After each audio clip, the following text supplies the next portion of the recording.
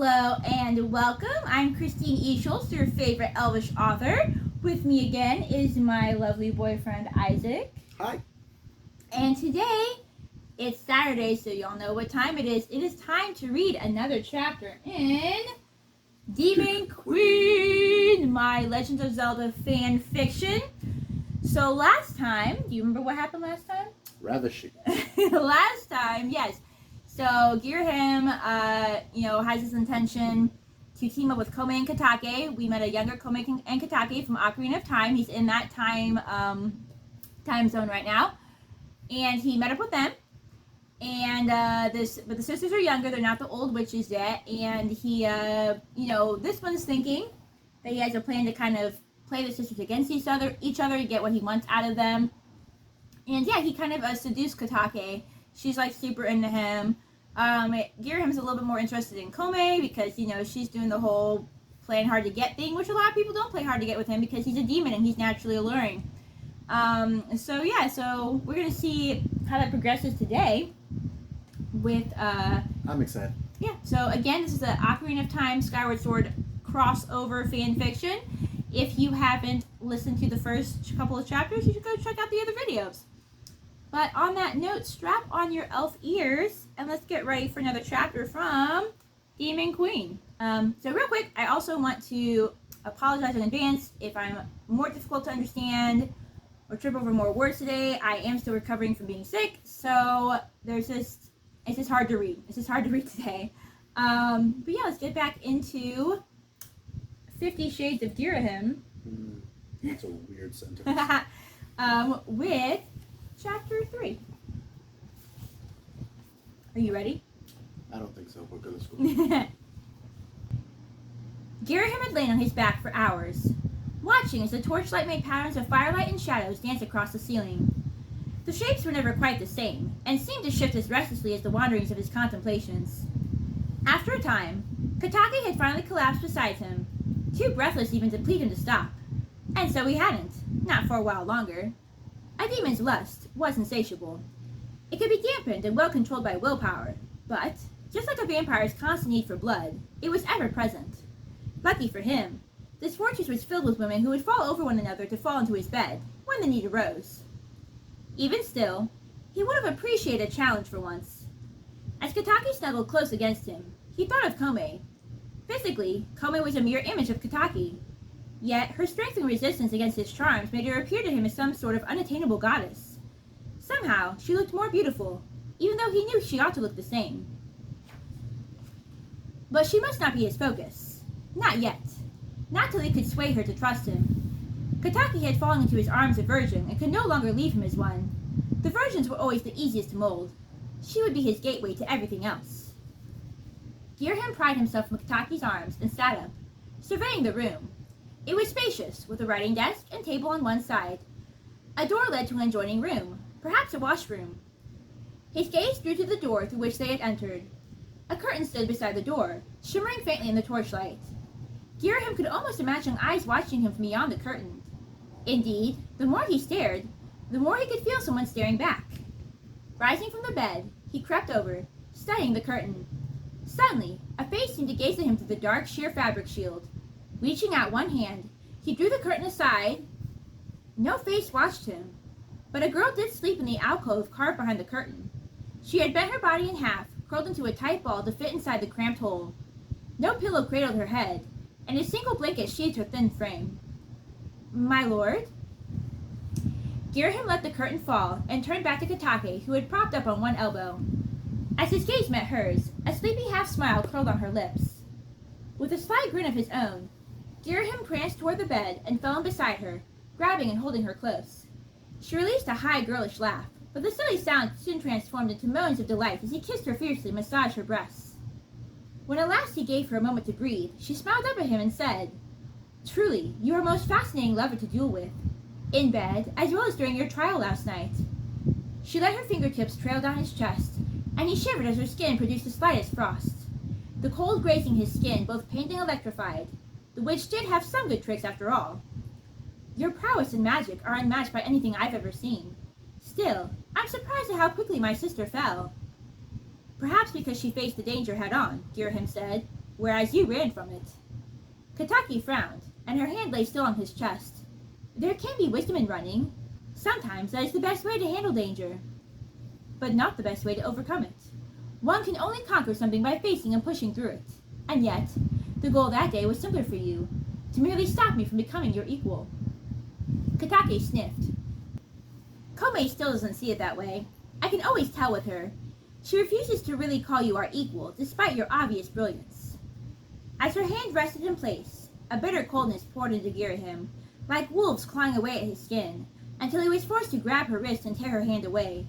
She looked alarmed, but he only said, I have a plan that may put me in her better graces. Put both of us there, should it work out, which undoubtedly it will. I have a certain gift for creating flawless plans. Do you tell? Kotake's eyes illuminated brightly. She began making frosty patterns on his skin once more. As your magic skill is unmatched, so certainly is your cunning. I should like a chance to prove myself to my sister. You're not the only one she has ever underestimated.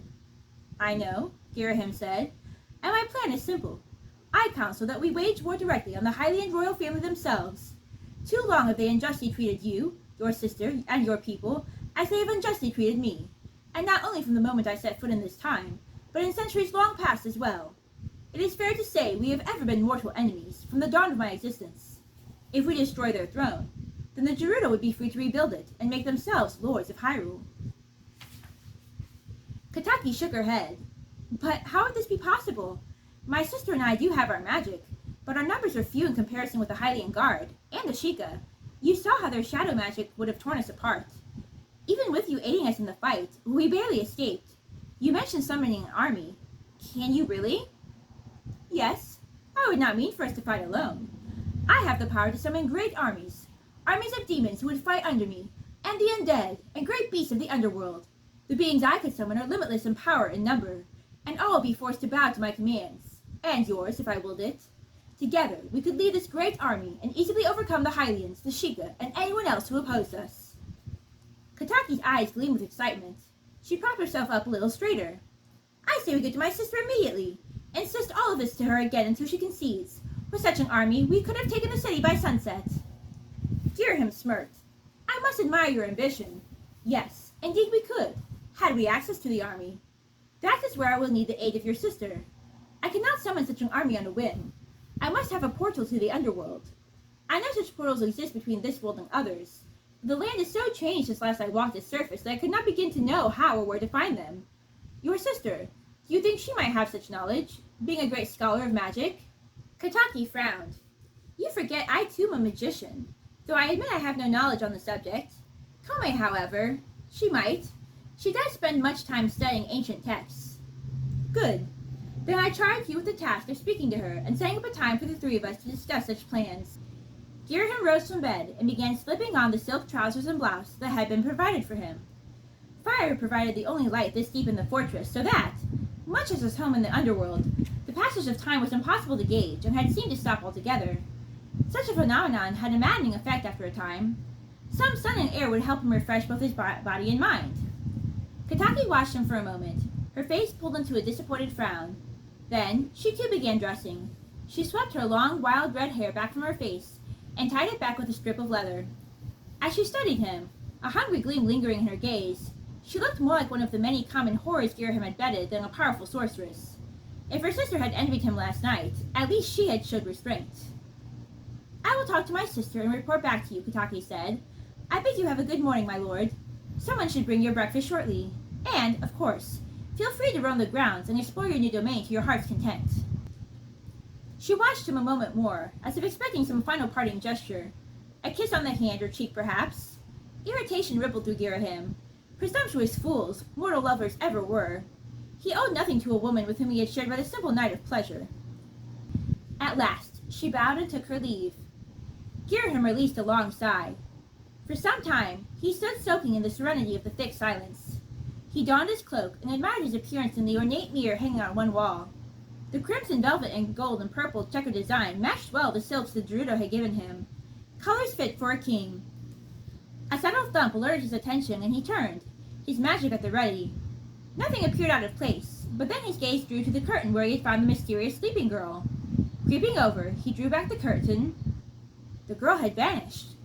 My lord. Ghirahim whirled once more and found himself staring in surprise. A novel feeling for him which surprised him even further. She stood inside the doorway, holding a tray heaped with bread, fresh and hot by the smell of it, bright fruits, some kind of meat, and a goblet of wine. Setting the tray on the desk, she began stripping the sheets from his bed. Wait, Ghirahim said. Who are you? And why were you sleeping behind the curtain last night? The girl stopped what she was doing and curtsied low. Instead of keeping her head bowed as the others would have done, and as was customary in the presence of a great lord like himself, her gaze met his directly. In anyone else, he might have found it a defiant gesture, but hers was a steady gaze, indecipherable of anything save a certain tranquility. I am now your servant, my lord. If there's anything I can do for you, for your comfort or well-being, please tell me, and I will get it for you. Forgive me for falling asleep last night. I was meant to stay vigilant, in case you and your lover were in want of anything. Ghirahim stared at the girl. He found himself drawn to this quiet creature, an idea that further surprised him. Not only was she a mere mortal, possessing not a hint of magic, but she was rather plain-looking, though the sheen of her long golden hair and the flush of her cheeks showed that she was in good health. The calmness in her voice and the steadiness in her gaze alerted him. She didn't look at him hungrily like others had done, nor did she shy away from him. She gazed him boldly in the eye, yet he did not feel disrespected, despite her being his servant. Somehow, everything still felt perfectly in place between the two of them. Thank you, Ghirahim said at last, too exhausted to reason out his bewildered state. Likely he was just very tired and relieved to find a face that didn't expect something out of him at the moment. I will let you know. For now, I desire to go out and grab a breath of fresh air more than anything. As you wish, my lord. My quarters are right beside yours. Should you need anything, call for me. Should I not answer, knock at my door. Should I not answer still, come in and shake me till I waken. Your comfort is now my sole task in this place. Do not hesitate to make me fulfill that task in whatever way. She looked him in the eye a moment more. Then, with a curtsy, she resumed her task of stripping the bed. When she had finished, she made for a small plain door that Ghirahim had not noticed before, the passage to her quarters, he assumed. Just before she disappeared, he said, Wait, once more, please. She paused in the doorway and looked at him. Yes, my lord. Your name. I would require your name. Secure, my lord. Secure. She studied him calmly, waiting for further command. When he realized this, he said, That is all, Secura. You may take your leave and go about your task for the day. With a final curtsy, she slipped through the door and out of sight. Ghirahim watched the closed door for a moment, dumbfounded. He wanted to be upset with himself, that some mere mortal girl could enchant him to such a strong and sudden degree. He fleetingly thought that what a much more satisfying conquest she would have made. And then he thought that, more than exploring her body, he wished he could have glimpsed one shred of her closely guarded mind. With most mortals, he could at least tap into their feelings, if not their most private thoughts. But she had remained unreadable as stone. Shaking the foolish notion aside, he grabbed a piece of fruit from the tray and exited the room. There were much more important matters to think on. Much more important matters indeed. Never mind common servants. He had a source to persuade, and if his instincts served him correctly, which they always did, she would not be as easy to sway to his side as her sister had been to sway into his bed. And that is the end of chapter 3 of A Demon Queen, and of our reading for the day. What are your current thoughts, good sir? I thought he's going to play them. He Yeah. already got Kotake in his pocket. Yep, we got Kotake in his bed and his pocket. He's interested in swaying Koume as well. Again, it sounds like he's trying to find a portal so that he can summon his armies to take over the Hylian throne. What do we think of the presence of Sakura? Do we think that the servant girl is going to become an important character or no? I think so. Do we have any Maybe. thoughts on her I you think it's weird that she just was there all night, but that's just me. Hopefully she was sleeping through all of the ravishings. Yeah, do you have any thoughts on her beyond, I know that we just met her, but... Oh, she's interesting. Why can't he read her? Yeah, why can't he read her? And she doesn't really seem affected by his Charms. by his charms, by his demon allure. She seemed confident in approaching him. Not disrespectful, but just kind of chill.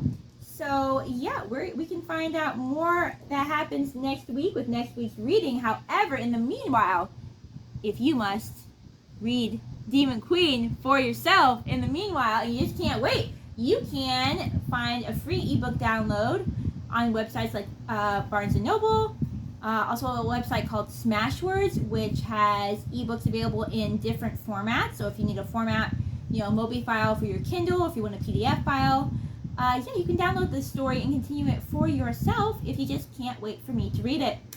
On that note, happy reading, may you be inspired, and I'll see you in my next video. Goodbye.